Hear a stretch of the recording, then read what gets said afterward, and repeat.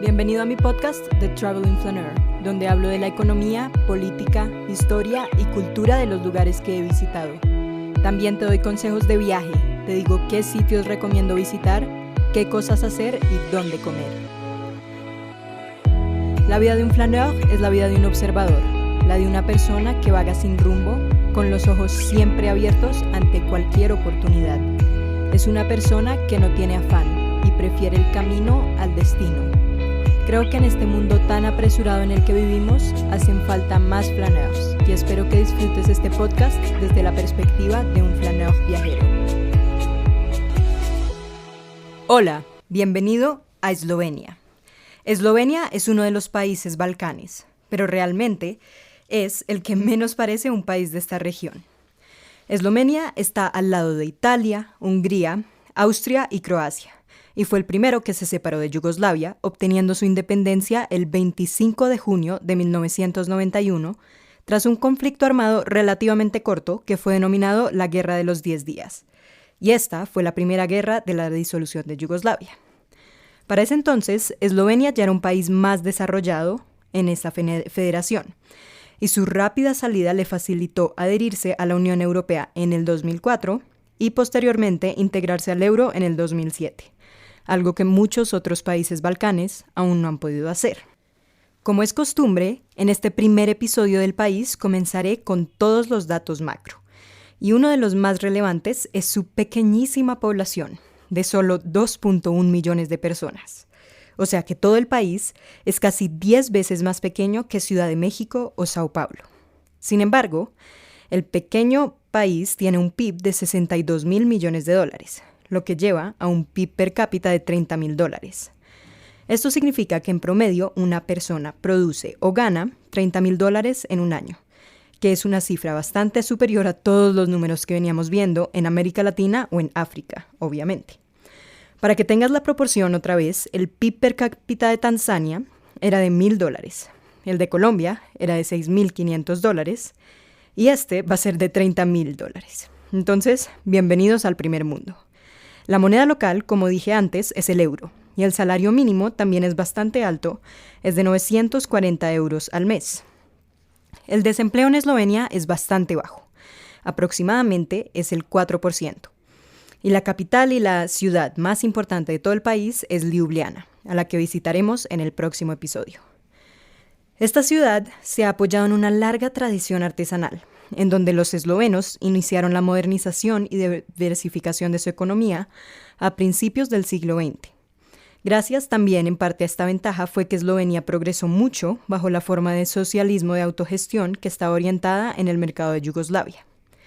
Durante la mayor parte del periodo de la federación, los eslovenos representaban menos del 10% de la población de Yugoslavia, pero producían el 20% de la riqueza del país y el 30% de sus exportaciones. Entonces esta pequeña región siempre ha sido muy importante económicamente. Sin embargo, en la década de 1980, el sistema económico yugoslavo había sucumbido a la deuda. Y también estaban bastante estancados y había un resentimiento por la política del gobierno central de Belgrado porque ellos distribuían las subvenciones de las repúblicas más prósperas del norte a las menos ricas y a menudo las más corruptas del sur. Entonces esto fue uno de los principales catalizadores de la independencia eslovena. Lo único malo es que la desintegración de Yugoslavia empezó a privar a Eslovenia en un mercado seguro, en donde estaba en su cancha, por así decirlo. Y esto provocó una dislocación económica en el país, porque todas las empresas eslovenas se vieron obligadas a competir en un mercado mucho más amplio, que era el europeo, justo en un momento de recesión mundial, en el 91. Inmediatamente después de la caída del comunismo, aproximadamente la mitad de la mano de obra eslovena que trabajaba en el sector manufacturero se pasó a otro tipo de empleos. Como la producción se había orientado hacia las necesidades de Yugoslavia, no toda la industria eslovena podía competir en estos mercados más desarrollados. No obstante, Eslovenia tenía una base manufacturera bien equilibrada, que incluía productos metálicos, piezas de automóvil, muebles, papel, calzados y todo esto. Y esto significa que a principios del siglo XXI, la economía eslovena se empezó a basar principalmente en los servicios. Fue una enorme transición del país, que al principio era manufacturero, a convertirse en un país de servicios. Hoy, la mayor parte de la economía se ha privatizado y una importante fuente de ingresos procede de la fabricación de las piezas de automóviles, así como de productos farmacéuticos y electrodomésticos. Una gran diferencia con todos los países latinoamericanos y africanos es que acá, incluso hoy, no veremos casi ninguna importancia de la agricultura. Al ser un país tan pequeño y con una geografía más bien alpina y boscosa, en donde el 60% del territorio está cubierto de árboles, la agricultura es bastante insignificante comparada con otros servicios o con la manufactura. Y solo menos del 10% de los empleados del país trabajan en la agricultura. Aunque se ha intentado crecer esta industria, este país solamente produce un 80% de los alimentos que necesita para sobrevivir, lo que se traduce en una importación bastante alta de alimentos para ellos. Ahora voy a pasar a hablar sobre la política del país. Y como te venía hablando, Eslovenia es una república democrática parlamentaria que tiene un jefe de gobierno, que se llama el primer ministro, y también tiene un jefe de Estado, que es el presidente. Este es elegido por votos. El gobierno ostenta el poder ejecutivo y administrativo, mientras que el primer ministro y los ministros son elegidos por el parlamento.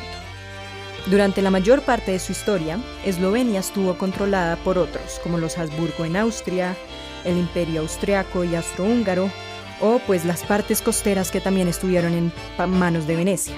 Como parte de Yugoslavia después, Eslovenia estuvo bajo el dominio comunista durante la mayor parte del periodo posterior a la Segunda Guerra Mundial. Pero, después de todo esto, cuando obtuvo su independencia, fue que pasó al sistema político democrático que es el actual. La presidenta de hoy en día se llama Nataša Pirc-Musar y fue elegida hace 5 años. Entonces, como puedes ver, y en resumen, este es un país bastante estable políticamente y probablemente también uno de los más estables de la región, porque llevan ya desde su independencia en 1991 con este sistema que les ha funcionado muy bien. Pero bueno, ahora pasaremos a una sección más interesante que es la historia de Eslovenia, porque esta estabilidad no siempre fue el caso. Los orígenes de este país se remontan a sus vecinos, Italia, que estableció la ciudad de Emona, que es la actual Liubliana, cuando llegó el Imperio Romano a esta región. Después, con el declive del Imperio Romano, la región fue conquistada por diferentes pueblos, incluyendo los ávaros, los eslavos. Durante la Edad Media, Eslovenia también se encontraba encrucijada entre el Sacro Imperio Romano Germánico y la República de Venecia. En el siglo XIV, la dinastía de los Habsburgo tomó el control y la región permaneció bajo su dominio durante siglos. A medida que Europa estaba experimentando el auge del nacionalismo en el siglo XIX, también surgía en Eslovenia un despertar nacional, y todos los eslovenos empezaron a luchar por preservar su lengua y cultura frente a la germanización y la italianización, que fueron impuestas por el Imperio Austrohúngaro. Y, como puedes ver, lo lograron, porque Eslovenia actualmente tiene su propio idioma y aún preserva su propia cultura también. Hey, it's Kaylee Cuoco for Priceline. Ready to go to your happy place for a happy price? Well, why didn't you say so? Just download the Priceline app right now and save up to 60% on hotels. So whether it's Cousin Kevin's Kazoo Concert in Kansas City, go Kevin, or Becky's Bachelorette Bash in Bermuda, you never have to miss a trip ever again. So download the Priceline app today. Your savings are waiting. Go to your happy place for a happy price. Go to your happy price, Priceline.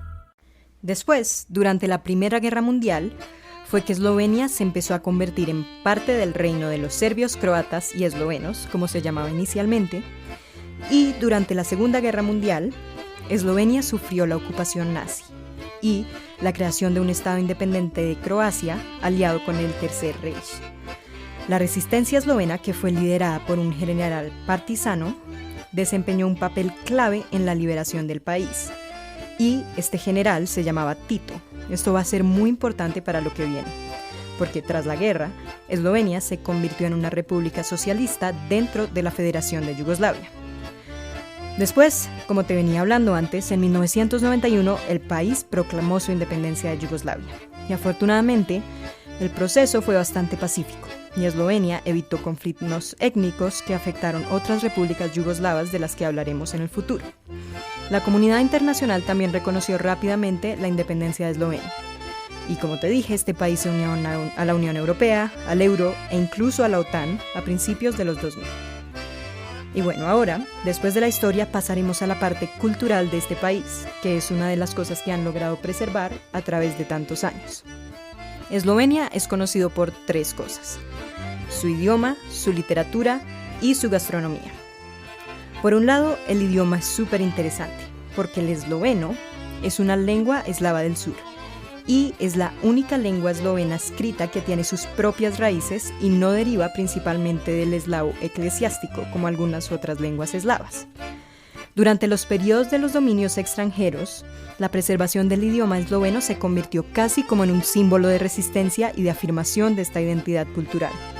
Y esto se hizo principalmente a través de las artes. Y esto me lleva a la segunda cosa que es significativa del país, y es su literatura. Un ejemplo famoso es el poeta nacional Franz Prešeren, que escribió durante el siglo XIX muchas obras en una época en que la lengua y la cultura eslovenas estaban siendo amenazadas por la germanización. Uno de sus poemas incluso se convirtió en el himno nacional esloveno, demostrando el impacto que él llegó a tener en el país. Pero no fue solo él. Realmente muchos escritores intentaron mantener y preservar la lengua a través del arte. Y es por eso que, dato curioso, en Eslovenia está una de las imprentas originales de Gutenberg, y solo hay 2 funcionando en el mundo, y esta es una de ellas. Otra cosa que resaltaría de la cultura eslovena, y también de los Balcanes en general, es la comida, como te estaba diciendo. La gastronomía local es deliciosa, y te daré recomendaciones específicas sobre cada plato y restaurante que debes visitar en mis futuros episodios, pero hay algunos platos como el jota, que es un estofado de col, o uno que no sé si pronuncio muy bien, se llama el strukil, que es un tipo de masa rellena, casi como una empanada, son típicos de allá. También vas a encontrar muchos quesos, postres como el potica, cosas deliciosas. Y finalmente, algo que no es de la cultura, pero me gustaría resaltar de este país, son los paisajes, que son algo de lo que me encantaría hablar porque este pequeñísimo país mezcla un montón de paisajes diferentes. Tiene montañas, lagos, bosques, playas y cuevas impresionantes. Para cerrar el episodio, te voy a dar todos los consejos de viaje que debes saber para visitar Eslovenia. Primero, ¿cuánto tiempo deberías visitar? Yo solamente fui por 3 días, pero este fue el tiempo suficiente por el pequeño tamaño del país. Me quedé 2 noches en Ljubljana y estuve 2 días en la capital y un día tomé una excursión larga que cubrió 2 de los mayores atractivos del país, el lago Bled y las cuevas de Postojna. Si quisieras quedarte más, creo que podrías visitar otros paisajes naturales, pero no creo que haga falta, porque este país es bastante pequeño, entonces 3 días creo que es perfecto. Con respecto a la seguridad, este es un país súper seguro. Yo viajé sola y no tuve nunca ningún inconveniente. Con respecto al clima, depende de la estación que visites. Como esto está cerca del mar y también cerca de los Alpes, vas a encontrar que hay variaciones entre las diferentes zonas del país. Pero en general será caliente en verano y frío en invierno, obviamente en las temporadas del hemisferio norte. O sea, verano es en junio, invierno es en diciembre. Con respecto al transporte, yo llegué en avión y me fui en bus. Pero una de las maravillas de Europa es que a cada país puedes llegar de 1000 formas diferentes. Puedes basar tu elección en el precio, duración, etc. Llegar a Ljubljana fue bastante fácil y los buses son la forma más barata. Yo usé Flixbus cuando fui. Finalmente, lo último que debes tener en cuenta para visitar Eslovenia es cumplir con los requerimientos para viajar. Eslovenia hace parte de la zona Schengen.